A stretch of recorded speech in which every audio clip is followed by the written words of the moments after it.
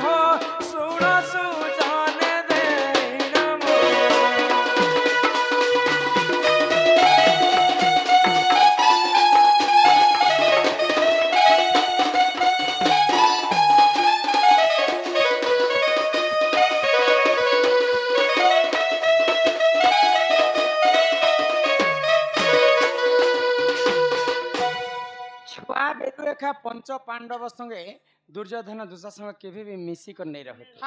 तो सेटा तो छाड़ी दिए सेठी महाभारत युद्ध नहीं दिने महाभारत युद्ध काल रे पाखर पाखर कथा पंच पांडव मिसी कर दुर्योधन को निमंत्रण करे दुर्योधन सबुठारे बड़ भाई कि तो तुम्हें आम घरे गोटे माया घर टे बनैछ तुम्हें देखा पई आस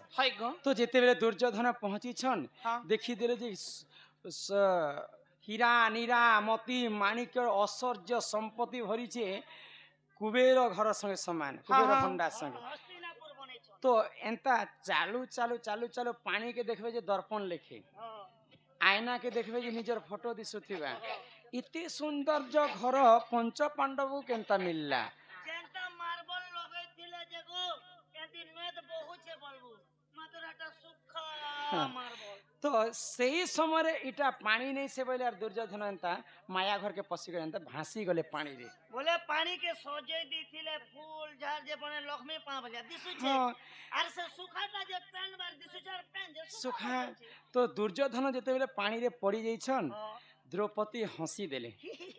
हंसी हंसी कहले जे एटा तो अंधार पुओ तो अंधा एका हेबा ई कथा लगी ही महाभारत युद्ध आरंभ है सामान्य छार नारी जहार जहार महत्व निन 5टा पति करी करी से चलुथिबा लोक मोते गुटे वीर पुरुष दुर्योधन को कटुवाक्य कही करी हंसी देला ई नारी के जते मोर जंघारे मु नहीं बसाबार पर्यंत मोर क्रोध शांति नहीं हुए बोले दिने दीत क्रीड़ा रखी बोले पासा खेल खेली कर पंच पांडव हारी करी दिने दास होते आउ गुप्त वनवास मध्य जाइथिले तो गुप्त वनवास जिते बेले पंच पांडव फेरी छन से ही समय रे नारायण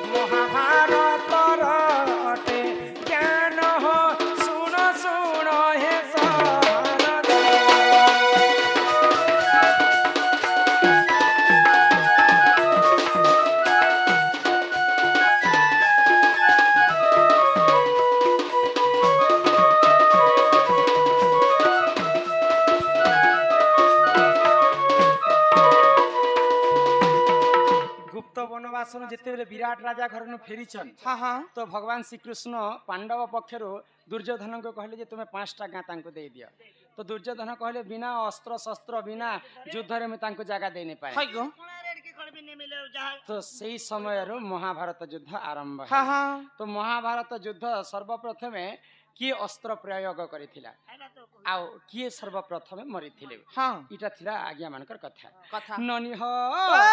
ମହାଭାରତ ଯୁଦ୍ଧରେ ଝାଣ ପିତାମହ ଦେଖ ସେହି ଭୀଷ୍ମ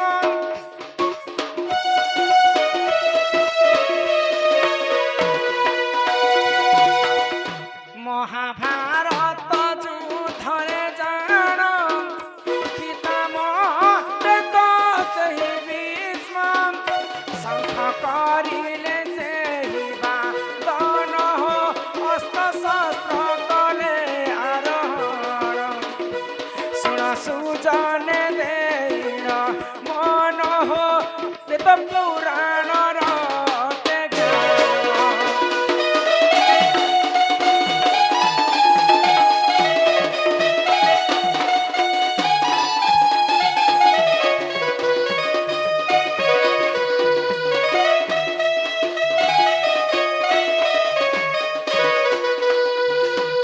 ସର୍ବପ୍ରଥମେ ସବୁଠାରୁ ଶ୍ରେଷ୍ଠ ଧନୁର୍ଧାନୀ ବୀର ପୁରୁଷ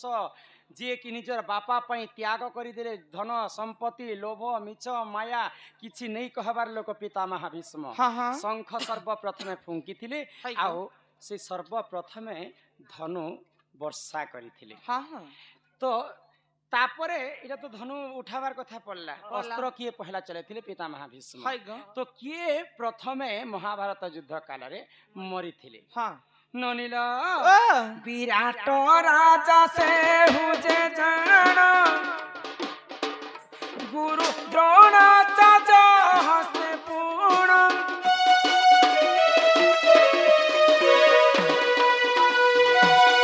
ସର୍ବପ୍ରଥମେ ବିରାଟ ରାଜାଙ୍କୁ ମାରିଥିଲେ ଗୁରୁ ଦ୍ରୋଣାଚାର୍ଯ୍ୟ। ହଁ ହଁ ବୋଲେ ମହାଭାରତ ଯୁଦ୍ଧ ପକ୍ଷରୁ ପଞ୍ଚ ପାଣ୍ଡବ ପକ୍ଷରୁ ବିରାଟ ରାଜା ଆସିଥିଲେ ହାଇ গো ଆଉ ଗୁରୁ ଦ୍ରୋଣାଚାର୍ଯ୍ୟ ସର୍ବପ୍ରଥମେ ବିରାଟ ରାଜାକୁ ମାରିଥିଲେ। ହଁ ବୋଲେ ମହାଭାରତ ଷ୍ଟାର୍ଟିଂରୁ ବିରାଟ ରାଜା ହିଁ ମୃତ୍ୟୁ ହେଇଥିଲେ। ବୋଲେ ତାଙ୍କର ଲୋକ ବାକି ବିରାଟ ଘରେ ରହୁଥିଲେ କିନ୍ତୁ ପଞ୍ଚ ପାଣ୍ଡବ ବନବାସ ସମୟରେ ତାକେ ଉତ୍ତରାକେ ବିହା କରିଦେଲେ ଅର୍ଜୁନର ତାଙ୍କର ପିଲା ଲାଗି ହଁ ହଁ ଫେର ସନ୍ଧି ସନ୍ଧି ବୋଲେ ବେଲେ ତ ସନ୍ଧି କେ ବିପଦ ପଡଲେ ତ ସନ୍ଧି ଗୋଟେ ସାହାଯ୍ୟ କରବା ସାହାଯ୍ୟ ହେବେ ଏକା ବିରାଟ ରାଜା ଯେ ସେ ଜାଣ ଗୁରୁ ଦ୍ରୋଣାଚାର୍ଯ୍ୟ ହସ୍ତେ ପୁଣ ତାର କହିଲା ଦେଖମ ରଣ ହୋ ଭୀଷ୍ମ ପର୍ବେ ଅଛି ଯେ ପ୍ରମାଣ ତାର କହିଲା ଦେଖମ ରଣ ହୋ ଭୀଷ୍ମ ପର୍ବେ ଅଛି ଯେ ପ୍ରମାଣ।